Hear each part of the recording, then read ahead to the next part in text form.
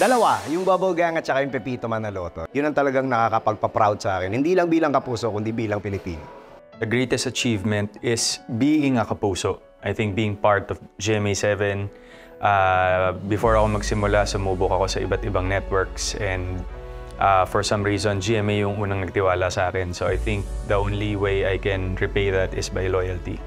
And for me, with all the growth that I've experienced in my journey as an actor, GMA has been a big part of that.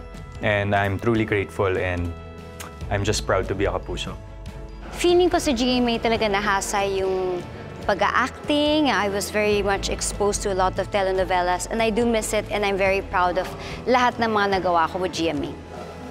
Siguro most memorable moment would be yung nilaunch ako sa AOS as the newest Kapuso and also the contract signing kasi it's a big leap for me, it's a big decision and at that moment I knew that I did the right choice and I picked the right family to be in. After that, parang tuloy-tuloy na, mas marami na ako naging kaibigan sa GMA and marami na rin ako nakatrabaho and alam ko malayo pa yung tatakbuhin na.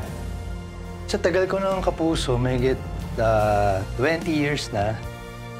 Dahil sa mga napakagandang projects na binigay nila, parang hirap maghanap ng isang proudest moment bilang Kapuso. Pero siyempre, isa sa mga natatandaan ko dyan, siyempre yung recently nag-play ako ng Crisostomo Ibarra sa Maria Clara Ibarra. Siguro isa yun sa mga proudest moment. Pero before noon, marami pang iba dahil nga grabe yung pagtitiwala nila at pagbibigay ng mga mga gigantic na projects na sinasali nila ako dun sa mga yun. Yung nabigyan ako ng pagkakataon na makapagbigay ng inspirasyon sa iba, maging magandang ehemplo bilang isa sa mga kabataan ngayong panahon na ito. At ayun, nagkaroon ako ng chance upang maabot ang aking mga pangarap.